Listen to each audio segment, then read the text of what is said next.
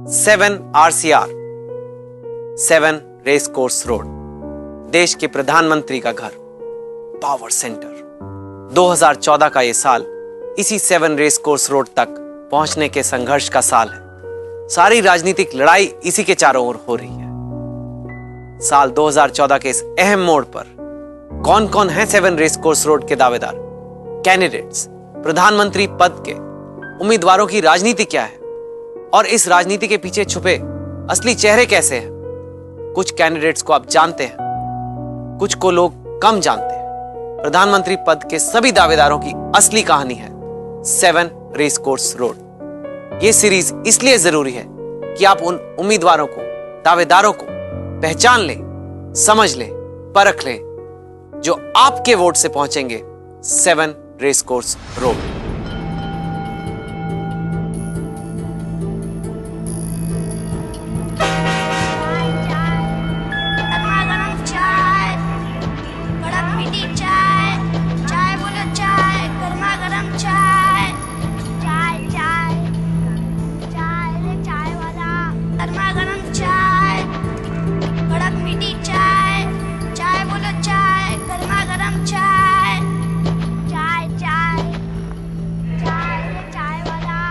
ये चाय वाले।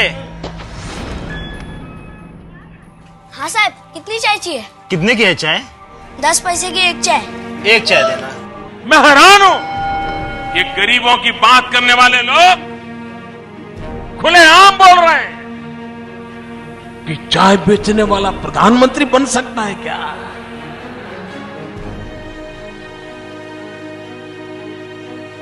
अगर देश की जनता आशीर्वाद दे तो खेत में मजदूरी करने वाला भी प्रधानमंत्री बन सकता है।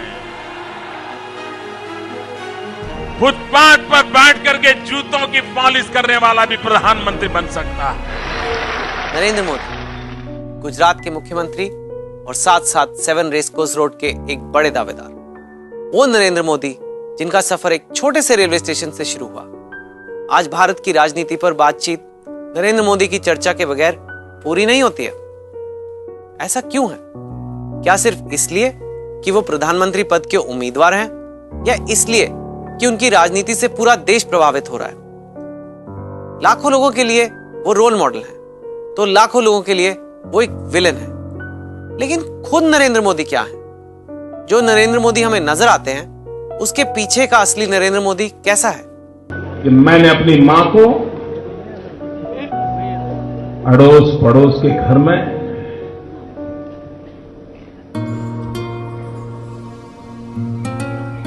बर्तन साफ करके, पानी भर के हमें संस्कारित करने का और बिना निराश हुए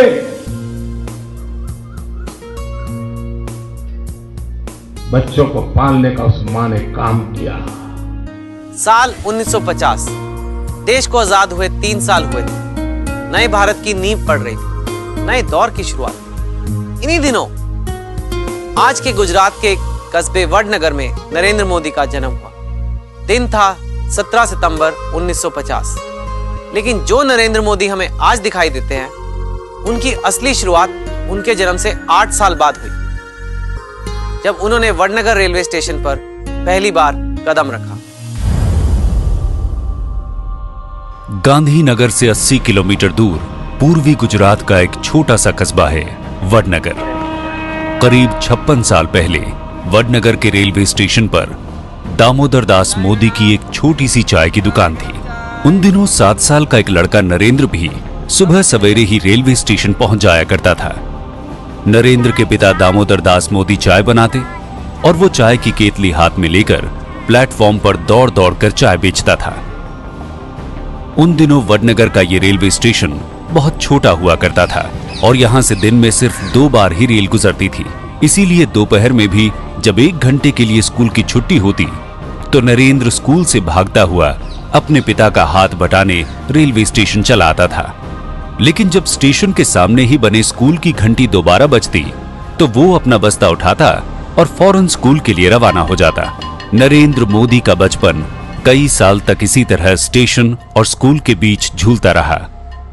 नरेंद्र मोदी के बचपन के दोस्त सुधीर जोशी और प्रताप भाई के जहन में आज भी वो पुरानी यादें ताजा हैं।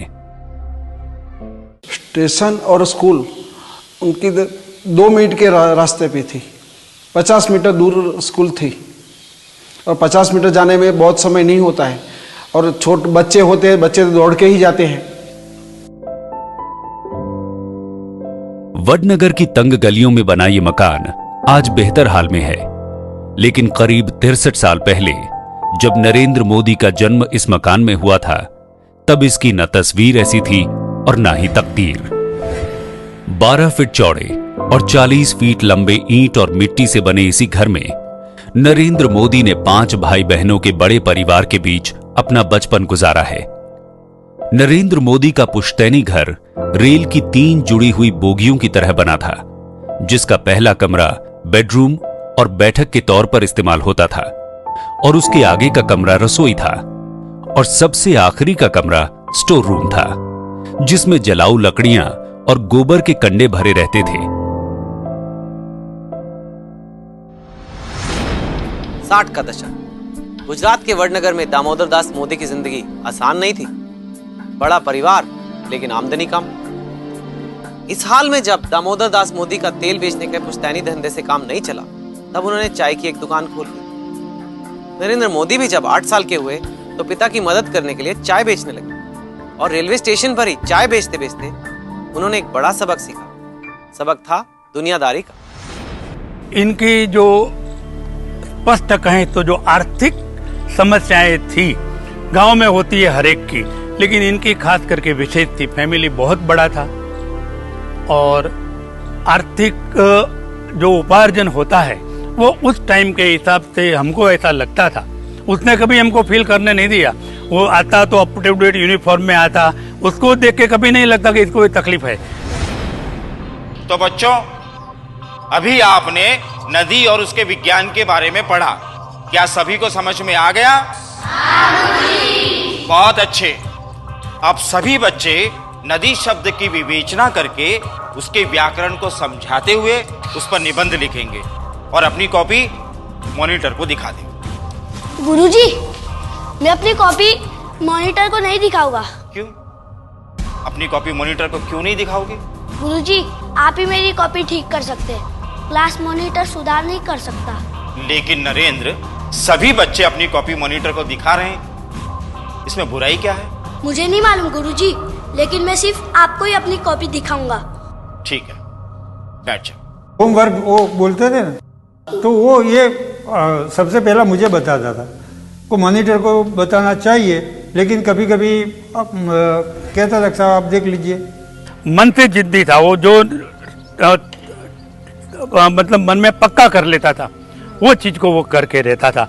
और सबसे पहला ये था कि not to be impressed by anybody but to impress the others. उसके पास जो क्वालिटी थी उससे वो दूसरों पर प्रभाव डालता था। वो किसी के प्रभाव में आज तक नहीं आया है। नरेंद्र मोदी जब मिडिल स्कूल में पढ़ाई कर रहे थे, उन दिनों भी वो एक ऐसे जिद्दी स्टूडेंट के तौर पर पहचाने जाते थे जो हर हाल में टीचरों और दोस्तों से अपनी बात मनवा लेता था। सुधीर जोशी को आज भी याद है कि किस तरह नरेंद्र मोदी ने चैलेंज करके क्लास मॉनिटर का चुनाव जीत लिया था। चैलेंज कर देते थे, आज ऐसा हुआ तो कल ऐसा हो जाएगा। उसमें एक दफे उन्होंने बोल दिया कि सुधीर आज फॉर्म भर दिया है सीआर बनने के लिए। मैंने बोल दिया पापा ने मम्मी ने हमको पढ़ाने के लिए भेजा है, नहीं कि वो सीआर बनने के लिए। तो उन्होंने बोला मुझे कि बस वो बोल दिया था, ये कर दिया है, कर दिया, फॉर्म भर दिया है आज मैंने। तो बाद में तो बस जीतने का ही पूरा संकल्प कर लिया है और ऐसा करेंगे ही। बाद में बस उन्होंने विड्रॉल नहीं किया फॉर्म और जीत के ही रहे।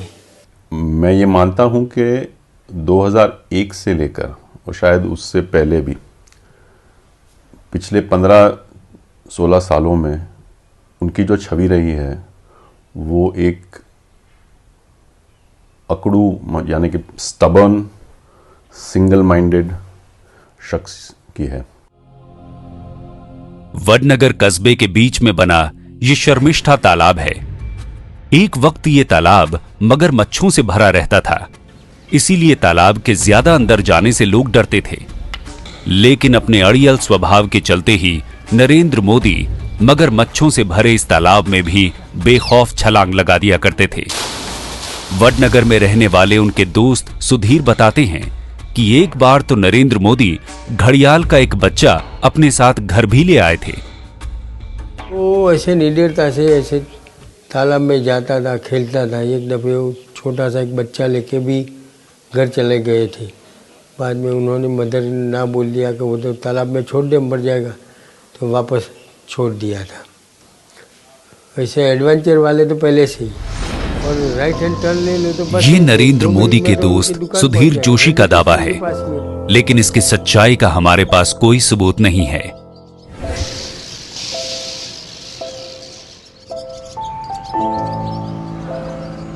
प्राइमरी स्कूल की पढ़ाई के बाद जब युवा नरेंद्र ने कस्बे के ही भगवताचार्य नारायणाचार्य हाई स्कूल में दाखिला लिया, तो इस स्कूल में उनके ख्वाबों को नए पंख मिले।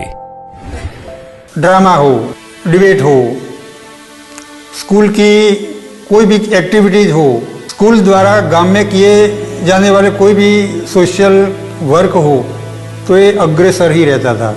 एनसीसी है और गांव में कोई कार्यक्रम देना हो तो अपने ग्रुप के साथ वो सदैव अलर्ट रहता था। ये फर्स्ट क्लास जाने दो, लेकिन ये सब एक्टिविटीज़ में उसका नाम था और सारी स्कूल टीचर्स आचार्य उनकी ओर एक आशास्पद नज़र से देखते थे।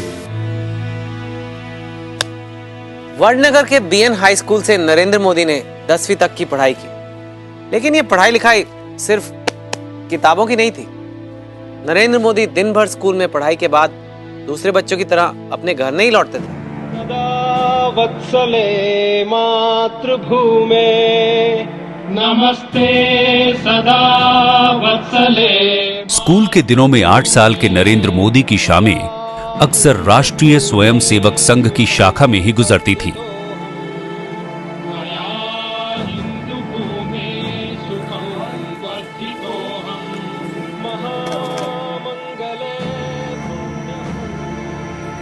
उस टाइम पुलिस ग्राउंड है वडनगर में, वो पुलिस ग्राउंड में हमारी शाखा लगती थी, तो खेलने का बहुत मिलता था हमको। और खेलने के बाद जब बच्चे थक जाते हैं तो उनको बिठा के अच्छे अच्छे देशभक्ति के गीत वो गाते थे और हम भी उनके साथ वो देशभक्ति के गीत गाते थे।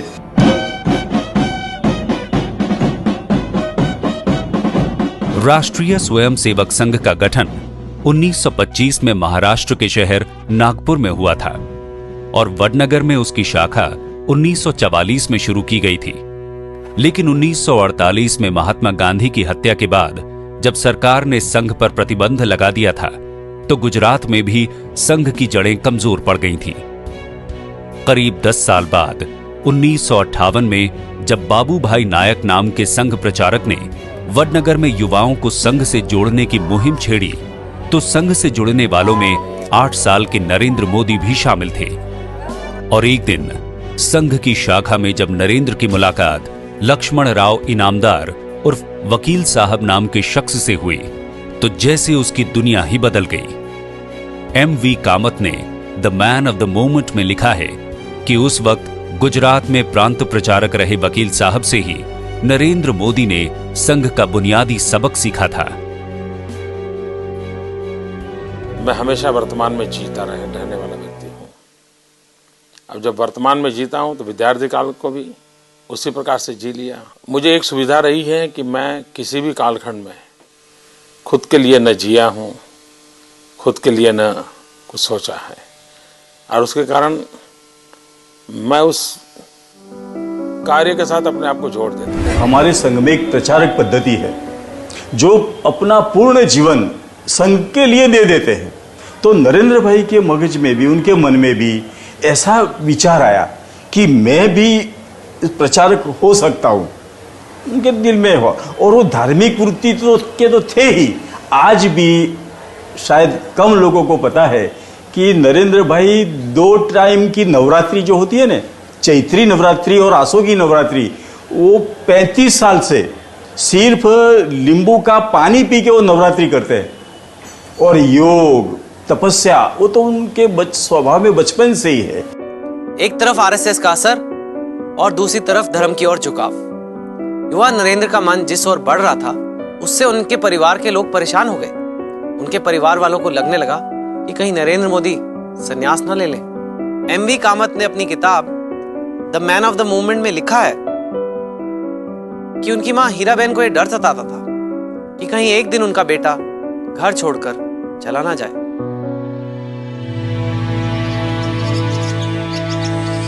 नरेंद्र मोदी के धर्म की तरफ बढ़ते झुकाव की वजह से परेशान होकर आखिरकार उनके माता पिता ने उनकी शादी करने का फैसला कर लिया और घांची समुदाय की परंपरा के मुताबिक उनकी शादी पड़ोस के ही कस्बे में तय कर दी गई।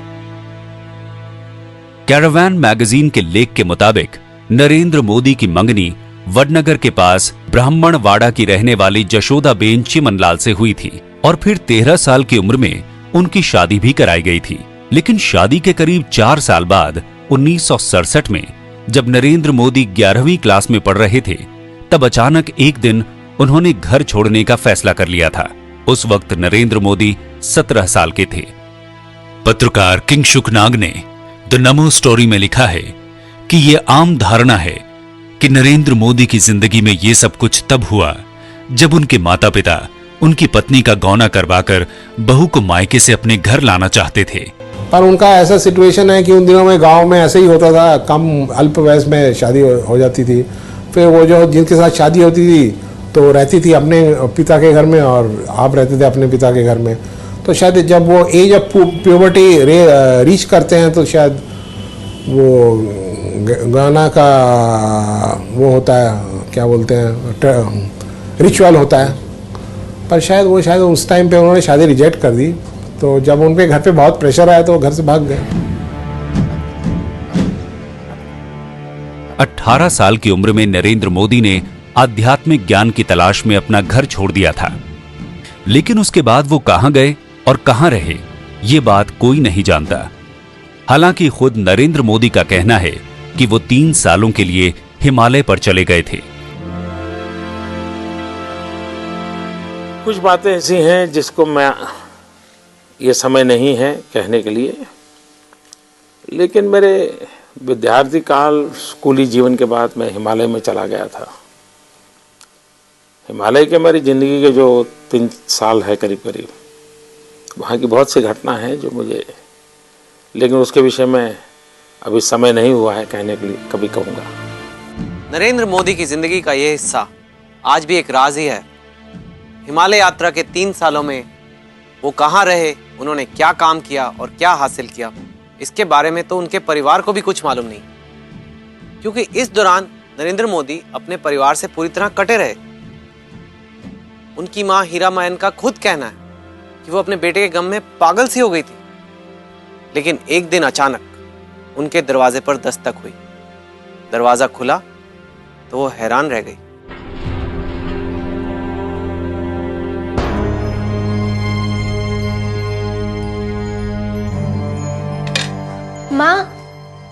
माँ भाई,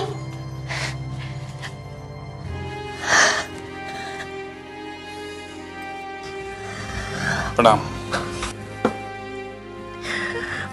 मेरा बेटा, मेरा लाल नरेंद्र कहाँ था इतने दिन? नरेंद्र मोदी अपने घर, अपने शहर वडनगर लौट आए थे, लेकिन उनकी ये वापसी महज चंद घंटों के लिए थी, क्योंकि वो एक और फैसला कर लौटे थे। फैसला था वडनगर छोड़ने का, लेकिन इस बार उनकी मंजिल हिमालय के पहाड़ और जंगल नहीं थे। प्रचारक का जो जीवन है वो सन्यासी टाइप का है, तो सन्यासी जैसा हो जाए वो किसी भी माँ बाप को पसंद नहीं आएगा। इसकी वजह से घर वाले ऐसा बोलते थे कि भाई तुम संघ का कुछ भी काम करो, हम मना नहीं है, मगर सबके साथ रह के काम करो। मगर उनको वो मंजूर नहीं था और उनको प्रचारक ही होना था। इसलिए पिताजी को और माताजी को थोड़ी उनकी नाराजगी होते हुए भी वो प्रचारक के लिए अहमदाबाद के लिए निकल गए। वरिष्ठ पत्रकार किंगसुक नाग ने अपनी किताब द नमो स्टोरी में लिखा है कि नरेंद्र मोदी को गृहस्थ जीवन का बंधन मंजूर नहीं था, लेकिन हिमालय से वापसी के बाद जब परिवार वालों ने उन पर बहू जशोदाबेन को घर लाने का दबाव डाला तो एक बार फिर उन्होंने घर छोड़ने का फैसला कर लिया। शादी तो हो गई थी शायद बहुत साल पहले, 13-14 साल की उम्र में। गौना शायद हो रहा था 16-17 साल की उम्र में। तो वो जो मैरिज तो हो गई थी पर कंज्यूमेट नहीं हुआ था, जहां तक मेरी धारणा है। नरेंद्र मोदी की शादी को लेकर आज भी सस्पेंस है। खुद नरेंद्र मोदी ने अपनी शादी के बारे में कभी कुछ नहीं कहा, ना शादी को लेकर इनकार किया और ना ही इकरार। हां, पिछले कुछ सालों से मीडिया में उनकी कथित पत्नी जसोदाबेन के इंटरव्यू सामने आते रहे हैं। कहा जाता है जसोदाबेन बनासकांठा जिले के एक गांव में प्राइमरी स्कूल में पढ़ाती थी और फिलहाल नौकरी से रिटायर हो चुकी हैं। मेरे ख्याल से अभी भी उसी गांव में, रजोसणा गांव में स्कूल में टीचर हैं, वो गवर्नमेंट प्राइमरी स्कूल में वहाँ पर। और जब मैं गया था तब टीचर थे और मेरे ख्याल से फिर दूसरे मीडिया ने भी कवर किया उसको 2007 इलेक्शन में, तभी वो थे। अभी मेरे ख्याल से एक आध दो साल पहले भी किसी ने कवर किया, तब भी वो वहाँ पर थे। अभी इस वक्त कहाँ पर है उसका तो अंदाज़ा नहीं है क्योंकि मैंने पता नहीं लगाया अभी। शादी और संन्यास, जाहिर है 20 साल के नरेंद्र की जिंदगी इन दो छोर के बीच झूल रही थी। उनकी जिंदगी के इन्हीं दोनों पहलुओं को लेकर कई तरह की बातें और कई तरह के किस्से भी सामने आते रहे। लेकिन ये बात तो खुद नरेंद्र मोदी भी कबूल कर चुके हैं कि अपनी हिमालय यात्रा के बाद वो वडनगर छोड़कर हमेशा के लिए अहमदाबाद आ गए थे और यहीं से उन्होंने अपनी जिंदगी की एक नई शुरुआत।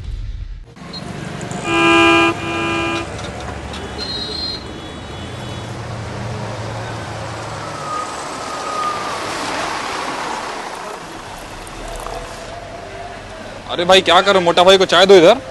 कितना टाइम लगाओगे? तो उनको भी। कितने पैसे हुए? अरे मोटा भाई हो गया आपका? बहुत कम खाया आज। क्या करेंगे, सवेरे नाश्ता करके निकला था। क्या क्या लिया? 2 कप चाय, 1 प्लेट भजिया और 1 फाफड़ा। अच्छा,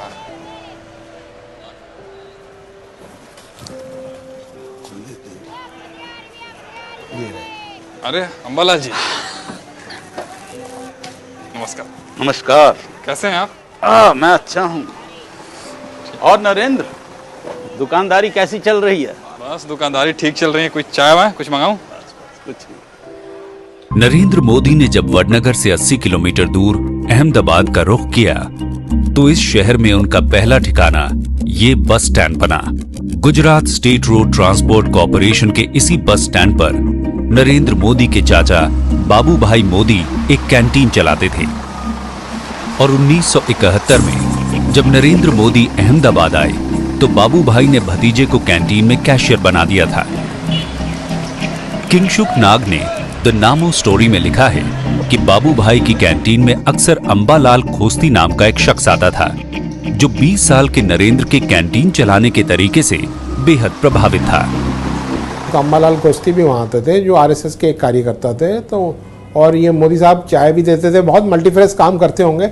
और कैंटीन के जो काउंटर में भी बैठते थे, काउंटर में स्टूल होता है जिसमें अकाउंट्स लिखा जाता है उस पर भी वो बैठते थे। तो ये बार बार आते थे, इनको लगा ये एक स्मार्ट लड़का है, एक पोटेंशियल वाला लड़का। तो उसने पूछा, बातचीत करना चालू किया नरेंद्र भाई से। तो उनको लगा कि फिर पता चला उनको कि ये तो आरएसएस की शाखा में जा चुके हैं वडनगर वगैरह में। तो वो अट्रैक्ट हुआ तो उन्होंने उनको इन्वाइट किया कि आरएसएस के ऑफिस आओ। वहाँ के जो कार्यकर्ता था उन लोगों से मिलाया, फिर उनका आरएसएस से इंट्रोडक्शन हुआ। नरेंद्र मोदी की ये कहानी दरअसल उन ऑर्गेनाइजेशंस की भी कहानी है जिनके साए में रहकर उनकी वैचारिक परवरिश यानी आइडियोलॉजिकल ट्रेनिंग हुई है। उन संगठनों में सबसे अहम नाम है आरएसएस यानी राष्ट्रीय स्वयंसेवक संघ। संघ में रहकर ही नरेंद्र मोदी ने ना सिर्फ मैनेजमेंट के गुर सीखे बल्कि आगे चलकर एक लीडर के तौर पर भी उभरने का मौका मिला। और इसीलिए मोदी की कहानी पर आगे बढ़ने से पहले एक नजर संघ की कहानी पर भी डालना जरूरी है। 1925 का ब्रिटिश भारत, ये वो दौर था जब अंग्रेजों की हुकूमत के खिलाफ महात्मा गांधी का अहिंसक आंदोलन तेज हो रहा था। गुलामी के उस दौर में कांग्रेस धर्मनिरपेक्ष राष्ट्रवाद का झंडा बुलंद किए हुए थी, जिसे पहली बार हिंदू राष्ट्रवाद से उस वक्त चुनौती मिली जब नागपुर में राष्ट्रीय स्वयंसेवक संघ का गठन हुआ। आजादी से काफी पहले ही संघ ने देश में हिंदू राष्ट्र और उग्र हिंदुत्व के विचारों का प्रचार तेज कर दिया था। उस समय के जो भी नेता होंगे उन्होंने ये जो संपूर्ण भारत राष्ट्र है, हिंदू राष्ट्र है, इसकी एकता का बोध नहीं था। वो एकता का बोध करने के लिए राष्ट्रीय स्वयंसेवक संघ निकला। वो डॉक्टर हेडगेवार ने उसकी स्थापना 1925 में की। उनको ध्यान में आया कि क्रांतिकारक के मार्ग से देश आजाद नहीं होगा, इसके लिए कोई संगठित व्यवस्था होनी चाहिए, इसलिए उन्होंने संघ शुरू किया। इसलिए मैंने कहा कि संघ की पहली प्रतिज्ञा में हिंदू राष्ट्र को स्वतंत्र करने के लिए मैं संघ का घटक बना हूं, ये उच्चार था। राष्ट्रीय स्वयंसेवक संघ के सदस्य को स्वयंसेवक और उसकी विचारधारा का प्रचार करने वाले को प्रचारक कहा जाता है।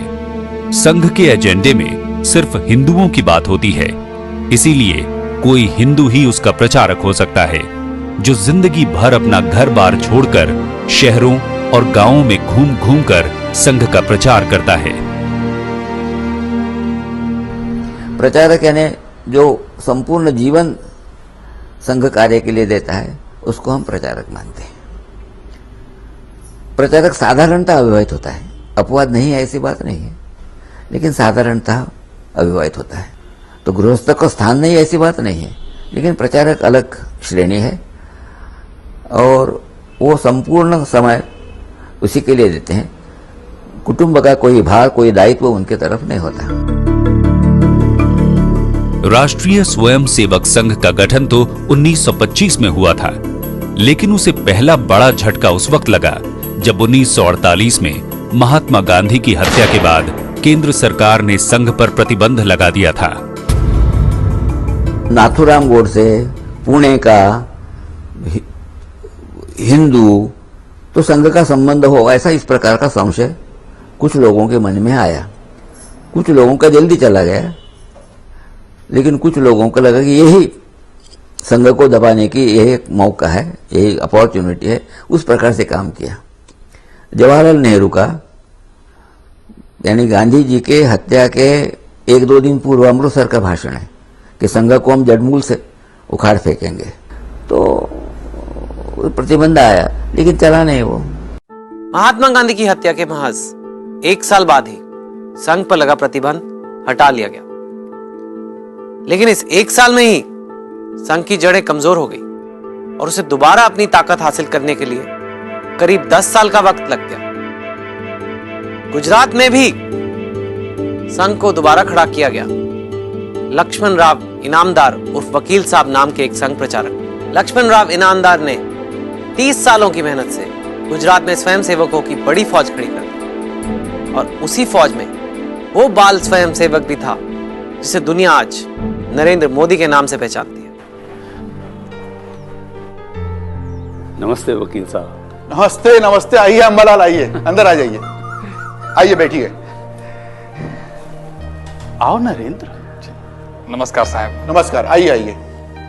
वकील साहब, ये नरेंद्र है, ये आपसे मिलना चाहता है। इसकी संघ के काम में काफी रुचि है। बैठो। धन्यवाद साहब। बताइए नरेंद्र। साहब, आपको शायद याद ना हो, लेकिन आप मुझे अच्छी तरह से याद हैं। मतलब मैं समझा नहीं। मैं आपसे पहले भी मिल चुका हूं। अच्छा? मैं संघ की शाखा में आपसे मिला हूं। मुझे याद नहीं आ रहा है। मैं वडनगर की शाखा में आपसे मिला हूं। दरअसल बतौर बाल स्वयं सेवक मैं संघ के लिए काम कर चुका हूं। आप वडनगर की शाखा में अक्सर हमारा मार्गदर्शन करने आया करते थे। हाँ, अब याद आया मुझे। यहाँ क्या करते हो नरेंद्र? जी, मैं अपने चाचा की कैंटीन में काम करता था। अभी मैंने खुद की एक चाय की दुकान डाल ली है। लेकिन वकील साहब, ये बहुत मेधावी है, ये जिंदगी में कुछ करना चाहता है, इसीलिए मैं इसे आपके पास लेके आया हूं। अगर आप इसे एक मौका दें तो।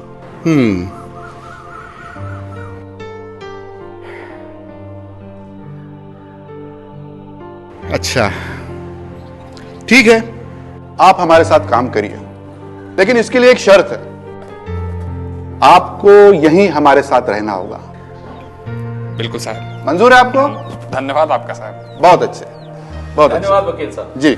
उन दिनों में आरएसएस जो थी वो पूरा ब्राह्मण डोमिनेटेड होती थी और उन दिनों में धारणा थी कि अगर आरएसएस को एक्सपैंड करना है तो दूसरे कास्ट के लोगों को भी लेना है। तो ये एक लड़का मिला जो बहुत होनहार लड़का लगा उनको, फिर उसके ऊपर ये एक ओबीसी है, घांची है, तो उन्होंने काफ़ी ओपन आर्म से उनको इनवाइट किया।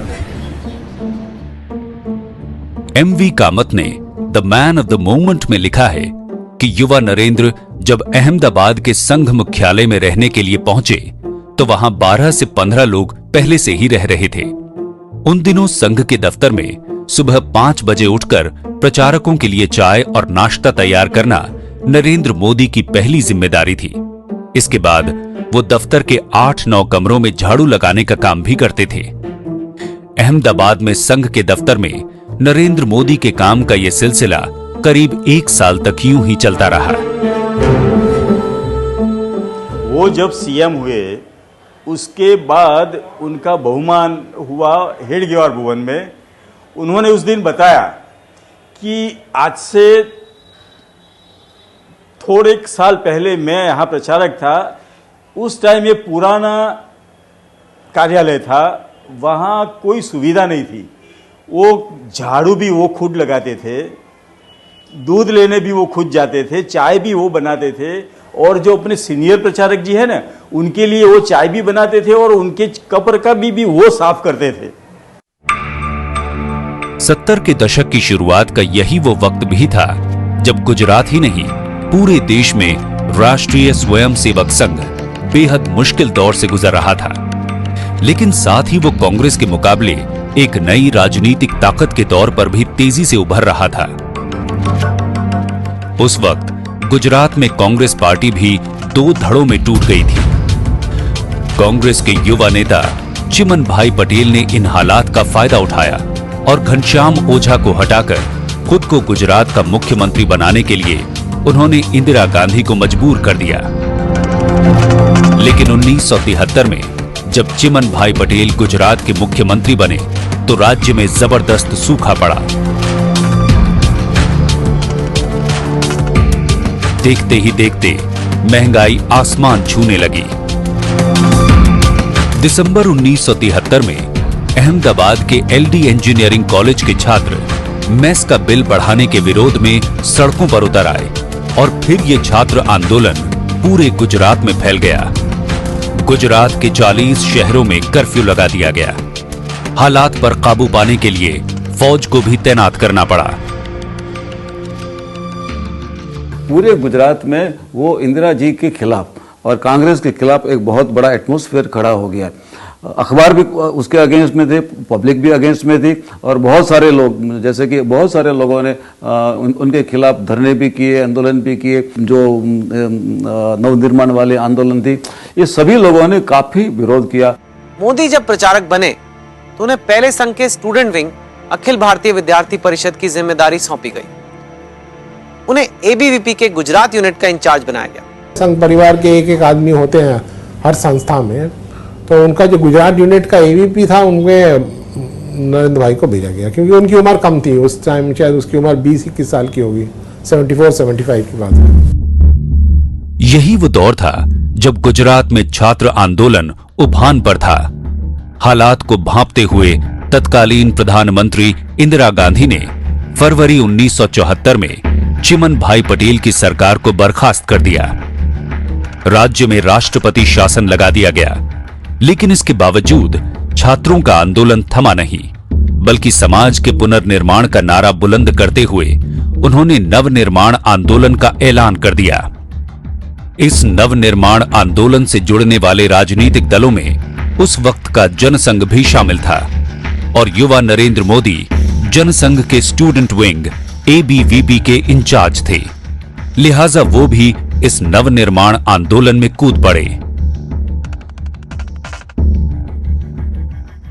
जो भी उनका विरोध करते थे, धरना करते थे, प्रदर्शन करते थे, तो उनको पुलिस गिरफ्तार कर लेती थी। या तो उनको लगे कि ये कुछ करने वाला है, तो रात को पुलिस उनके घर पे पहुंच जाती थी और उनको पहुंचने के बाद उनको रात को पकड़ के चली जाती थी। इसमें आरएसएस भी था, और पहले वाला जो जनसंघ वाले थे उसमें कुछ केशुभाई पटेल वगैरह भी थे, और जो विष्णु पंड्या भी थे, और नरेंद्र मोदी भी इस आंदोलन में जुड़े थे। भाइयों और बहनों, राष्ट्रपति जी ने आपातकाल की घोषणा की है। इससे आतंकित होने का कोई कारण नहीं है। 25 जून 1975 को जब तत्कालीन प्रधानमंत्री इंदिरा गांधी ने देश में आपातकाल का ऐलान किया, तो उससे ठीक 7 दिन पहले ही गुजरात में बाबू भाई पटेल के नेतृत्व में मोर्चा सरकार ने सत्ता संभाली थी। सूबे में ये पहली गैर कांग्रेसी सरकार थी। इसीलिए लंबे संघर्ष के बाद गुजरात में संघ भी चैन की सांसें ले रहा था। लेकिन जैसे ही देश में इमरजेंसी का ऐलान हुआ, अहमदाबाद में संघ के दफ्तर में भी हड़कंप मच गया। इमरजेंसी के दौरान तमाम राजनीतिक संगठनों पर पाबंदी लगा दी गई, जिनमें राष्ट्रीय स्वयंसेवक संघ भी शामिल था। ऐसे हालात में 7 जुलाई को संघ के विभाग प्रचारकों की पहली बैठक अहमदाबाद में बुलाई गई। संघ की ये बैठक बेहद संवेदनशील थी, इसीलिए नरेंद्र मोदी भी एक सिख के भेष में छिपकर इस बैठक में पहुंचे थे। साथियों, संघ पर प्रतिबंध लगने के बाद ऐसे मुश्किल हालत में काम कैसे किया जाए, इसी बात पर चर्चा के लिए आज ये बैठक बुलाई गई। मेरा तो ये सुझाव है कि चूंकि संघ पर प्रतिबंध लग चुका है, इसलिए अब हमें लोक संघर्ष समिति के कार्यकर्ता के रूप में काम करना चाहिए। प्रेस पर प्रतिबंध है, ऐसे में हम लोगों से संपर्क रखते हुए उन तक समाचारों को कैसे पहुंचा सकते हैं? सूचनाओं के लेन देन के लिए अहमदाबाद के अपने उद्योगपति मित्र उनके कार्यालय को हम इस्तेमाल कर सकते हैं। अच्छा, और अपने जो साथी अंडरग्राउंड है उनको एक डुप्लीकेट नाम दे देते हैं ताकि वो पुलिस से बच सकें। तो ठीक है, अगली बैठक के बारे में आप सभी को सूचना दे दी जाएगी। जय हिंद। 1975 में जब देश में इमरजेंसी लगाई गई थी, उस समय नरेंद्र मोदी के नाम की गिनती संघ के बड़े नेताओं में नहीं होती थी। मोदी तब एक छोटे स्तर के प्रचारक थे। यही वजह है कि इमरजेंसी में जब संघ के सारे बड़े नेता पकड़ लिए गए थे, तब भी वो आजाद घूम रहे थे। लेकिन उन्हें एक बड़ा मौका मिला। इस दौरान उन्हें संघ के प्रचार के लिए पर्चे छापने की जिम्मेदारी सौंपी गई थी। इस काम में मोदी कामयाब रहे। इमरजेंसी में श्रीमती इंदिरा गांधी ने जब देश के लोकतंत्र पर ताले लगा दिए थे और लोकतंत्र के लिए एक संघर्ष चलता था। मेरी आयु तो बहुत छोटी थी, लेकिन उस समय मुझे समाज के बहुत लोगों से मिलने का अवसर मिला, दुनिया को अलग रूप से जानने का अवसर मिला। मैं अंडरग्राउंड था, पढ़ने का भी बहुत अवसर मिला। लोकतंत्र की ताकत, लोकतंत्र के भिन्न भिन्न पहलू, उसके सामर्थ्य को मैंने समझा और उसने मुझे एक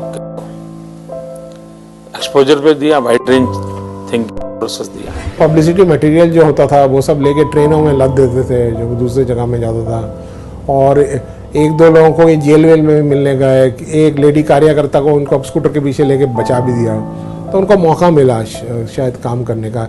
इन दौरान शायद उन्होंने जिक्र किया था कि जॉर्ज फर्नांडिस से भी इनकी मुलाकात हुई थी, जो कि बाद में बड़ौदा डायनामाइट केस में फंसे थे। 10 मिनट में जॉर्ज फर्नांडिस यहाँ आने वाले हैं। आप उनसे मिल सके, इसलिए मैंने आपको यहाँ बुलाया है।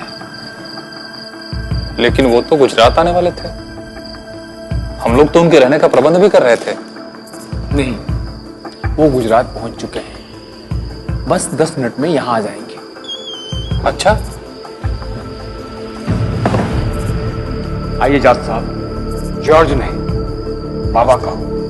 मेरा नाम बाबा है। आपातकाल के खिलाफ लड़ रहे हो, शाबाशी के हकदार हो।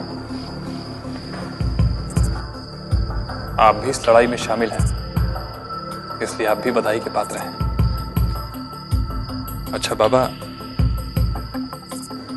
लोक संघर्ष समिति के मंत्री श्री नानाजी देशमुख भी भूमिगत हैं और अभी तक गिरफ्तार नहीं हुए हैं। ये तो बहुत खुशी की बात है,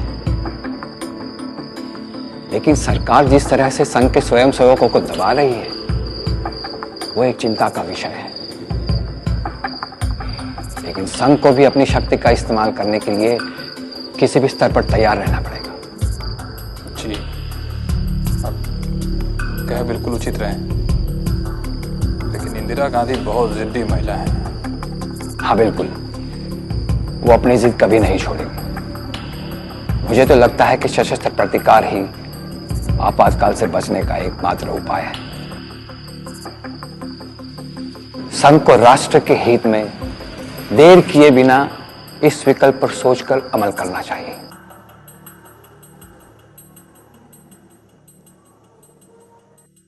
नरेंद्र मोदी अपना हुलिया बदल के वो कभी वो सिख जैसी पगड़ी पहन लेते थे, गोगल्स पहन लेते, यहाँ पर दाढ़ी लगा देते थे और पत्रिकाएं प्रिंट करवाते थे। और उनके जो जितने भी आरएसएस के वर्कर्स थे और उनकी पॉलिटिकल पार्टी के वर्कर्स थे और लीडर्स थे, उसमें से बहुत सारे लोग जेल में थे। तो नरेंद्र मोदी के सर पर एक जिम्मेवारी ये सौंपी थी कि भी जितने लोग जेल में हैं उनके परिवार का आप ख्याल रखो। 1977 में इमरजेंसी के बाद गुजरात में भी बाबू भाई पटेल की जनता मोर्चा की सरकार थी। इसीलिए अहमदाबाद में राष्ट्रीय स्वयंसेवक संघ का मुख्यालय हेडगेवार भवन एक बार फिर गुलजार हो गया था। अगले ही साल नरेंद्र मोदी को संघ में तरक्की देकर गुजरात के 6 जिलों का इंचार्ज प्रचारक बना दिया गया। इसके अलावा राज्य में संघ और उससे जुड़े संगठनों के बीच तालमेल बैठाने की जिम्मेदारी भी उन्हीं को सौंप दी गई थी। इनके वहाँ इनामदार साहब थे जो कि एक आरएसएस को जिन्होंने चालू किया अहमदाबाद शहर में, और जो बाद में गोवा और महाराष्ट्र के इंचार्ज भी थे। इनके नेक नज़र में ये आ गए थे। उन्होंने सोचा था कि ये बहुत ही होनहार लड़का है, तो उन्होंने काफ़ी इंटरेस्ट लिया इन पे, तो ये डेवलप्ड हो गए।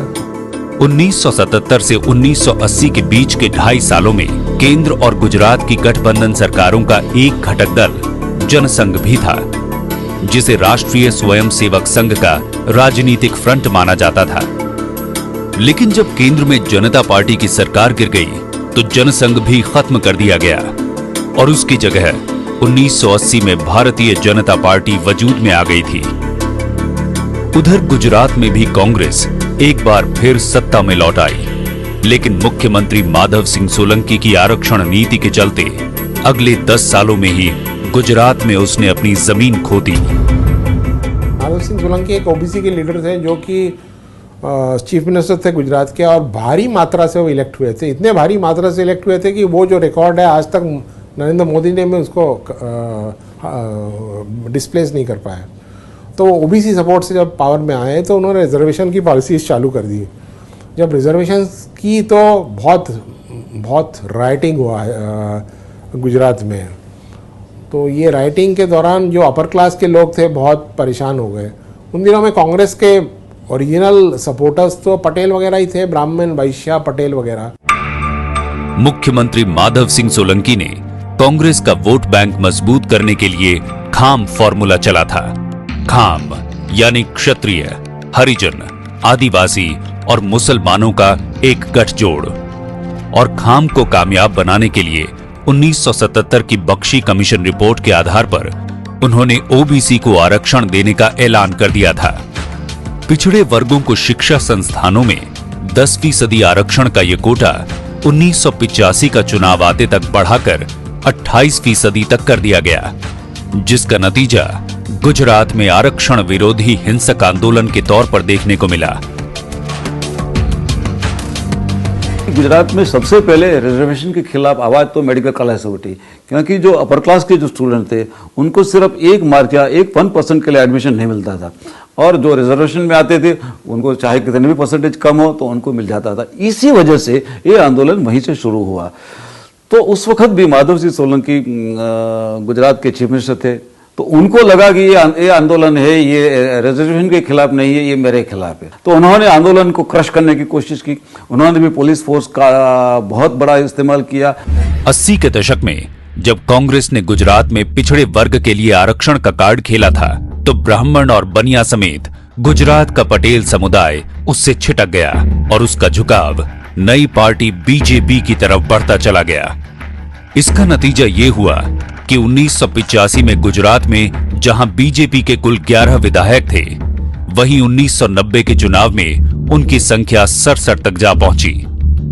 तब जनता दल के साथ मिलकर बीजेपी ने गुजरात में पहली बार अपनी सरकार भी बना ली। गुजरात में बीजेपी की तरक्की का यही वो दौर था जब 1986 में लाल कृष्ण आडवाणी बीजेपी के अध्यक्ष बने।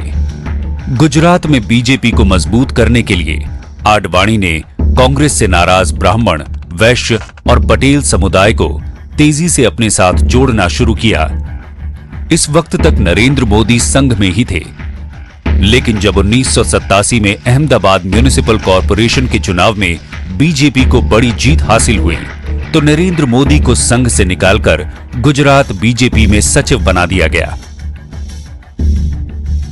और अगले ही साल नरेंद्र मोदी की तरक्की भी हो गई और उन्हें गुजरात बीजेपी का महासचिव बना दिया गया। ये 1987 में अहमदाबाद म्युनिसिपल कॉरपोरेशन का जो इलेक्शन हुआ उसमें भारी मात्रा में सक्सेस मिली बीजेपी को और ये माना जाता है कि ये इसलिए हुआ कि नरेंद्र मोदी ने कुछ स्ट्रैटेजी थी। एग्जैक्टली क्या स्ट्रैटेजी थी मेरे को याद नहीं। जब नरेंद्र मोदी ने अपने एक पॉलिटिकल करियर शुरू की तो सबसे पहले अहमदाबाद म्युनिसिपल कॉरपोरेशन में उनको प्रभारी बनाया था। तो एक बाजू मेयर थे और स्टैंडिंग कमेटी के चेयरमैन थे, एक बाजू नरेंद्र मोदी थे। तो सभी स्टैंडिंग कमेटी के जो मेंबर्स थे उनको अपने एक रूम में इकट्ठा करते थे, बोलते भाई अभी चलो बताओ क्या एजेंडा है। तो मेयर वगैरह को लगा कि ये तो मोदी जैसे सुपर मेयर ऐसे बिहेव कर रहे हैं। तो सभी स्टैंडिंग कमेटी के मेंबर्स ने उनके सामने फिर रेबेल कर दिया और फिर बंद कर दिया और बोला कि भाई नरेंद्र मोदी को हटाओ। नरेंद्र मोदी को हटा दिया केशुभाई के समय में म्युनिसिपल कॉरपोरेशन के प्रभारी की पोजीशन से। बीजेपी में संगठन मंत्री के तौर पर नरेंद्र मोदी के वो 8 साल गुजरात में बीजेपी की तेज तरक्की और बढ़ते दंगों के गवाह हैं। 1985 में जहां बीजेपी के पास महज 11 सीटें थीं, वो 1995 में बढ़कर 121 तक जा पहुंची। दरअसल इन 10 सालों में गुजरात में एक के बाद एक दंगे हुए और इन दंगों से हुए ध्रुवीकरण का सीधा फायदा बीजेपी को मिला। इसी दौरान गुजरात में बीजेपी ने अपना जनाधार बढ़ाने के लिए यात्रा की राजनीति की भी शुरुआत की, जिसके पीछे माना जाता है कि नरेंद्र मोदी का ही दिमाग था। 1987 में न्याय यात्रा, 1989 में लोक शक्ति यात्रा और फिर सितंबर 1990 में लाल कृष्ण आडवाणी की गुजरात में अयोध्या रथ यात्रा से भारतीय जनता पार्टी का हिंदू वोट बैंक राज्य में मजबूत होता चला गया। 1991 में जब नए बीजेपी अध्यक्ष कन्याकुमारी से कश्मीर तक की एकता यात्रा पर निकले तो उसकी जिम्मेदारी भी नरेंद्र मोदी को ही सौंपी गई। नरेंद्र भाई मूलतः संगठन प्रकृति के व्यक्ति होने के कारण वो जब भाजपा में गए संघ से, उस समय भी गुजरात के अंदर अकाल का माहौल था। उस समय उन्होंने न्याय यात्रा निकाली थी और पूरे गुजरात के अंदर हर छोटे बड़े गांव शहर होते होते ये यात्रा में एक गुजरात में बहुत बड़ा एक माहौल खड़ा किया था।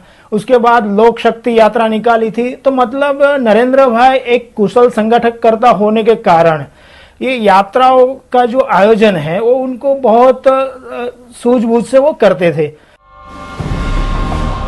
बीजेपी की गुजरात में जड़ें जमाने वालों में गजेंद्र गडकर, नाथालाल झगड़ा, शंकर सिंह वाघेला, कांसीराम राणा और केशुभाई पटेल जैसे संघ और बीजेपी के कई नेताओं के नाम शामिल रहे हैं। लेकिन राज्य में बीजेपी की राजनीतिक यात्राओं का सूत्रधार नरेंद्र मोदी को ही माना जाता है। चाहे मैनिफेस्टो ड्राफ्टिंग हो या बीजेपी के जितने संस्थाएं हो, युवा मोर्चा या महिला मोर्चा, इन सबको मोबिलाइज करने में और जो कास्ट कॉम्बिनेशंस है उन्हें ठीक तरह से आइडेंटिफाई करना। गुजरात की यूपी की तरह बहुत कॉम्प्लेक्स है गुजरात की जो सोसाइटी पॉलिटी, तो वो पटेलों को खुश रखना है, क्षत्रियों को खुश रखना है, बैकवर्ड कास्ट को अपने साथ रखो। तो ये सब वो एक अलायंस, एक कोलिशन, सोशल कोलिशन स्टिच करने में भी उनकी अहम भूमिका रही। 14 मार्च 1995 को केशुभाई पटेल ने बीजेपी के पहले मुख्यमंत्री के तौर पर गुजरात की कमान संभाली। लेकिन बीजेपी की ये पहली सरकार अंदर ही अंदर सुलग भी रही थी, क्योंकि बीजेपी के 121 विधायकों में से ज्यादातर का समर्थन हासिल होने के बावजूद शंकर सिंह वाघेला मुख्यमंत्री नहीं बन सके थे। उधर नरेंद्र मोदी के पास कोई सरकारी पद तो नहीं था, लेकिन केशु भाई की सरकार में उनका दखल इतना बढ़ चुका था कि वो केशु भाई और शंकर सिंह वाघेला के बीच एक तीसरे पावर सेंटर के तौर पर नजर आने लगे थे। केशु भाई नरेंद्र मोदी के नॉमिनी थे। नरेंद्र मोदी का चॉइस केशु भाई था, इसलिए केशु भाई सीएम बने। अगर है ना शंकर सिंह का चलता तो केशु भाई नहीं बनते। इसमें कोई लाइकिंग की बात नहीं होती है, वो पॉलिटिकली एक दूसरे से कन्वीनियंटली सेट होते हैं। मैंने देखा कि जितने लोग केशुभाई पटेल को मिलने जाते थे उससे ज़्यादा वो लॉबी में चलने वाले, न तो वो धारासभ्य थे, न विधानसभा के सभ्य थे, न असेंबली के सभ्य थे, न कुछ सांसद थे, ना ही कुछ मिनिस्टर थे, फिर भी नरेंद्र मोदी को मिलने वाले लोग ज़्यादा थे। तो मैंने ऑब्जर्वेशन देखा और मैंने दूसरे दिन मेरे ही अखबार में लिखा कि super chief minister Narendra Modi. तो वो लिखने के बाद नरेंद्र मोदी जी का मेरे पास फ़ोन आया कि नरेंद्र भाई आपने लिखा है लेकिन ये नॉट सो, मतलब कि मैंने जो लिखा था वो सही था लेकिन उनको वो रास नहीं आया। किंगशुक नाग ने द नामो स्टोरी में लिखा है कि केशु भाई के मुख्यमंत्री बनने के बाद शंकर सिंह वाघेला के समर्थक विधायक सरकार में किनारे लगा दिए गए थे, लेकिन बीजेपी में सत्ता की ये जंग उस समय भड़क उठी जब मुख्यमंत्री केशु भाई ने राज्य के 42 बोर्ड और कॉरपोरेशन में से एक भी पद वाघेला समर्थकों को नहीं दिया। नाराज वाघेला ने पार्टी से बगावत का ऐलान कर दिया और अपने समर्थक विधायकों को हवाई जहाज में लेकर मध्य प्रदेश के खजुराहो चले गए। बीजेपी की राजनीति में आगे इन बागी विधायकों को खजूरिया और जिन विधायकों ने केंद्रीय नेतृत्व के हुक्म को माना था उन्हें हुजूरिया कहा गया। तब है ना भाजपा में काफ़ी ऐसे लोगों को टिकट मिली थी जो है ना नरेंद्र मोदी के रिकमेंडेशन से नहीं मिली थी, वो शंकर सिंह के रिकमेंडेशन से मिली थी। उनका पर्सनल कमिटमेंट शंकर सिंह की ओर पहले था, तो उसमें शंकर सिंह को ऐसा लगा कि है ना उसका ग्रुप को है ना सफोकेट किया जा रहा है, इसलिए उसने रिवोल्ट किया। गुजरात में बीजेपी की सरकार को भी कुछ ही वक्त गुजरा था कि सितंबर 1995 में शंकर सिंह वाघेला ने पार्टी में बगावत कर दी। उनके साथ 47 विधायक थे और इसका नतीजा ये हुआ कि बीजेपी को मुख्यमंत्री केशुभाई पटेल को हटाना पड़ा। केशुभाई पटेल की जगह सुरेश मेहता को गुजरात की गद्दी पर बिठाया गया। गुजरात बीजेपी में उस वक्त तो बगावत की ये आग दब गई थी, लेकिन 1996 में जब शंकर सिंह वाघेला लोकसभा का चुनाव हारे तो उन्होंने अपनी इस हार के लिए संघ और नरेंद्र मोदी को जिम्मेदार ठहराया और एक बार फिर पार्टी से बगावत कर दी। इस बार वाघेला ने अपने कदम वापस नहीं खींचे, बल्कि कांग्रेस की मदद से खुद गुजरात के मुख्यमंत्री बन बैठे। जिस दिन केशुभाई पटेल मुख्यमंत्री बने उसी दिन से नरेंद्र मोदी और उनके खिलाफ एक दीवार खड़ी होनी शुरू हो गई थी और बहुत सारे लोगों को लगता था कि ये सुपर चीफ मिनिस्टर ये है और इनकी वजह से हुआ। तो नेचुरली उन्होंने शंकर सिंह वाघेला को ऐसी पोजीशन में ला दिया कि शंकर सिंह वाघेला वो भारतीय जनता पार्टी के गुजरात में बहुत बड़े स्तंभ होने के बावजूद भी शंकर सिंह वाघेला को पार्टी छोड़ के बाहर जाना पड़ा। गुजरात में बीजेपी की पहली सरकार घर में मचे घमासान के चलते ही धराशायी हो गई और इसकी सजा नरेंद्र मोदी को भी मिली। उन्हें गुजरात की राजनीति से बेदखल करते हुए बीजेपी का राष्ट्रीय सचिव बनाकर दिल्ली रवाना कर दिया गया। शंकर सिंह वाघेला का उतना ज़्यादा प्रॉब्लम केशुभाई से नहीं था, केशुभाई के एडवाइजर नरेंद्र मोदी से था। तो इसके लिए माना जाता है कि मोदी रिस्पॉन्सिबल थे, क्योंकि लोग बोलते थे कि मोदी इतना इंटरफेयर करता था कि शंकर सिंह वाघेला परेशान हो गया। तो केशुभाई और संजय जोशी ने ये कह के इनका वनवास करा दिया। दिल्ली के लचन जोन में बना बंगला नंबर 11 बीजेपी का यही केंद्रीय दफ्तर अगले 6 सालों तक नरेंद्र मोदी का कार्यालय और आशियाना था। पार्टी के राष्ट्रीय सचिव मोदी को पंजाब और हिमाचल प्रदेश समेत 5 राज्यों का प्रभारी बनाया गया, लेकिन लाल कृष्ण आडवाणी के करीबी माने जाने वाले नरेंद्र मोदी के लिए दिल्ली में राह इतनी आसान नहीं थी, क्योंकि प्रमोद महाजन जैसे नेता आडवाणी खेमे में पहले से डेरा जमाए बैठे थे। तो पहले दिन से ऐसा लग रहा था कि वो यहाँ पे कई साल बिता दिए थे। यहाँ का जो ऑर्गेनाइजेशन है उनकी काफी अच्छी समझ थी उनकी। अरुण जेटली जी तो उनके विशेष मित्र ही थे यहाँ पे। और भी लोग थे जिनके साथ उनकी इक्वेशंस अच्छी खासी थी संगठन में और सरकार में, तो मुझे उन्हें कोई प्रॉब्लम नहीं हुआ। दिल्ली के शुरुआती दिनों में नरेंद्र मोदी बीजेपी के राष्ट्रीय महासचिव के अंडर काम कर रहे थे, लेकिन राष्ट्रीय स्तर पर पार्टी में उनकी संगठन क्षमता की धाक उस वक्त जमी जब 1998 में उन्होंने हिमाचल प्रदेश में बीजेपी की गठबंधन सरकार बनवा दी। बीजेपी का ये गठबंधन पूर्व दूरसंचार मंत्री सुखराम की हिमाचल विकास कांग्रेस के साथ हुआ था, लेकिन सुखराम 1996 में टेलीकॉम घोटाले में फंस चुके थे। इसीलिए पार्टी विद डिफरेंस का नारा लगाने वाली बीजेपी को इस गठजोड़ के चलते खूब आलोचना भी झेलनी पड़ी थी। नरेंद्र मोदी ने सुखराम का केस कोर्ट में होने की बात कहकर उनका बचाव किया था, लेकिन 2011 में अदालत सुखराम को भ्रष्टाचार के मामले में दोषी करार देते हुए सजा भी सुना चुकी है। चार्जशीट जब हो जाएगी तब तो सवाल नहीं उठता है। चार्जशीट तो अभी होना बाकी है, अभी तो चार्जशीट करने के लिए सैंक्शन मिला है, तो इन बिटवीन उनको समय है अपनी बात बताने का। His trying his level best. When Sukram was found to be corrupt, he was found out of the Congress party.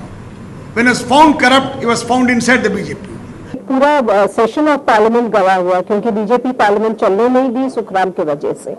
Sukhram जी फिर कांग्रेस छोड़ के अपना पार्टी बनाए और हिमाचल चुनाव आते आते मोदी जी ने कहा कि उनके साथ अलायंस करें तो उनका बीजेपी का जो बेस है वो भी मजबूत होगा। जो वरिष्ठ नेता थे बीजेपी के उस समय, जैसे शांता कुमार जी, वो लोग बिल्कुल खिलाफ थे इसके। फिर भी मोदी जी हैं, वो उनका माई वे और हाईवे टाइप का एटीट्यूड शुरू से रहा है। गुजरात से बाहर दिल्ली में मोदी ने 6 साल का राजनीतिक वनवास काटा। इन 6 सालों में केंद्र में अटल बिहारी वाजपेयी की 13 दिन और 13 महीनों वाली एनडीए की सरकार बनी और गिर भी गई। 1998 में केशुभाई पटेल दोबारा गुजरात के मुख्यमंत्री बने, लेकिन उनकी टीम में अब नरेंद्र मोदी की जगह संजय जोशी, हरेन पांड्या और गोवर्धन झड़फिया जैसे नए चेहरे अपनी जगह मजबूत कर चुके थे। लेकिन नरेंद्र मोदी का दिल्ली में वनवास जब लंबा हो गया तो गुजरात के संगठन मंत्री संजय जोशी केशुभाई के और भी ज्यादा करीब आ गए। यहाँ तक कि 1998 के विधानसभा चुनाव में जब नरेंद्र मोदी गुजरात जाना चाहते थे, तब भी संजय जोशी के विरोध के चलते वो आधिकारिक तौर पर वहां नहीं जा सके थे।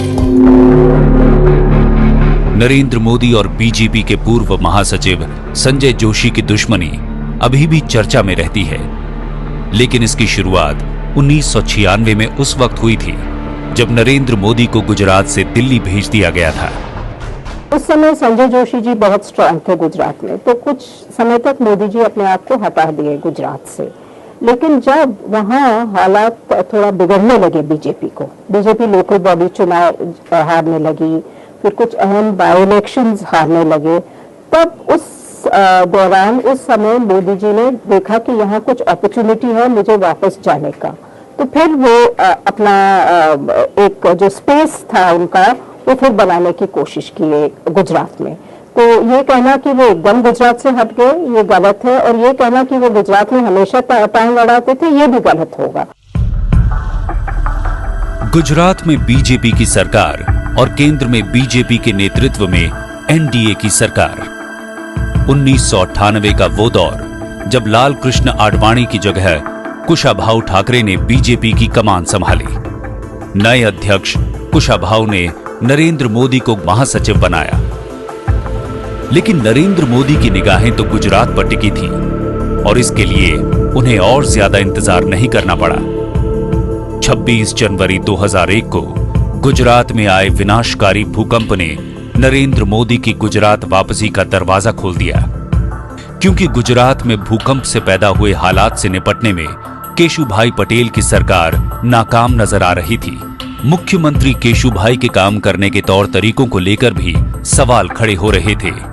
अर्थक्वेक का जो हुआ था, अर्थक्वेक हुआ था, एक बहुत बड़ी चीज़ थी, उससे जूझ रहे थे, स्टेट जूझ रहा था, प्रेशर में था, लोग हताहत हुए थे, बड़ी मात्रा में हुए थे, कच्छ में भी हुए थे, अहमदाबाद में भी असर हुआ था, परसेप्शन हुआ था। एक ये गवर्नमेंट जो है इतने बड़े हादसे से जिस वक्त जूझ रही थी, तो एक तरीके से कोने में तो फंस गई थी।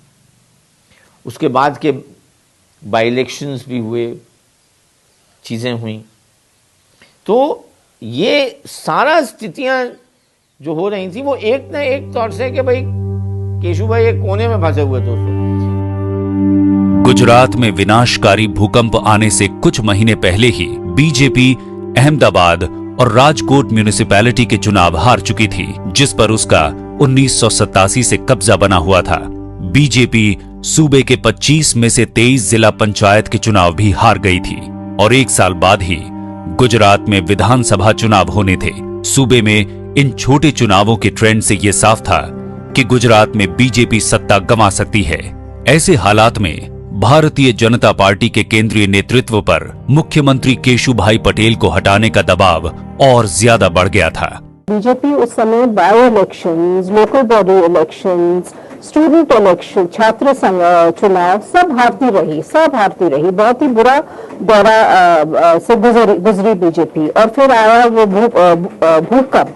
जब भूकंप आया उस समय बहुत एक्टिवली स्टोरीज निकलने लगे कि केशुभाई से के बस का है ही नहीं ये सिचुएशन संभालना, लीडरशिप में परिवर्तन होने की बहुत बहुत जरूरी है और ये एक ही व्यक्ति हैं जो जाके संभाल पाएंगे और वो है नरेंद्र मोदी। एमवी कामत ने the man of the moment में लिखा है कि उन दिनों नरेंद्र मोदी दिल्ली में ही थे जब उन्हें प्रधानमंत्री कार्यालय से फोन आया कि वाजपेयी जी शाम को उनसे मिलना चाहते हैं। प्रणाम वाजपेयी जी। खुश रहो, आओ। पंजाबी खाना खाते खाते बहुत मोटे हो गए तुम। अब तुम्हें दुबला होना चाहिए, इसलिए यहां से चले जाओ, दिल्ली खाली कर दो। मैं समझा नहीं, कहां जाऊं? गुजरात चले जाओ, वहां तुम्हें काम करना है। तो क्या मैं अब गुजरात का इंचार्ज हूं या और भी स्टेट का? अरे नहीं, ऐसी बात नहीं। तुम्हें चुनाव लड़ना है।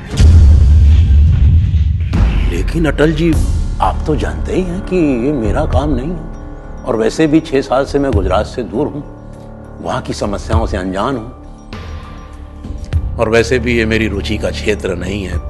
मैं तो किसी को जानता भी नहीं हूं। तुम वहां जाओ, सब जान जाओगे। तुम बुद्धिमान हो, जाओ। आपका आशीर्वाद रहा तो कामयाबी मिल जाएगी। तुम जाओ, शेष हम देख लेंगे। मेरा आखिरी कार्यक्रम बहराइच में हुआ था और यहां पर मुझे सूचना आई कि मैं अपना कार्यक्रम स्थगित करके दिल्ली जाऊं। बहराइच संगठन महासचिव के नाते मेरा आखिरी कार्यक्रम हुआ और बाद में भारतीय जनता पार्टी ने मुझे मुख्यमंत्री का दायित्व दिया। मुझे गुजरात जाना पड़ा और एक नई जिम्मेवारी को मैंने प्रारंभ किया। लेकिन नरेंद्र मोदी की इस कहानी का एक पहलू और भी है। कैरावैन मैगजीन के लेख के मुताबिक मोदी ने गुजरात का मुख्यमंत्री बनने के लिए खूब लॉबिंग की थी। यही नहीं, उन्होंने मुख्यमंत्री केशुभाई पटेल के खिलाफ नेगेटिव स्टोरी चलवाने के लिए दिल्ली में कुछ पत्रकारों से भी संपर्क साधा था।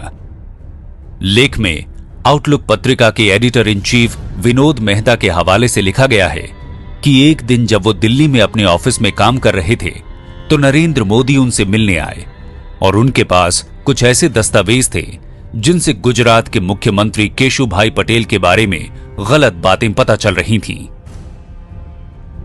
बहुत वरिष्ठ संपादक ने कहा कि वो उनके ऑफिस में पहुंच गए कुछ डॉक्यूमेंट्स लेके केशुभाई के खिलाफ, लेकिन हम लोग जो रोजाना उनसे इंटरेक्ट करते थे, अगर सत्य बोलना है तो उन्होंने कभी कुछ बोला नहीं केशु भाई के खिलाफ हम लोगों को।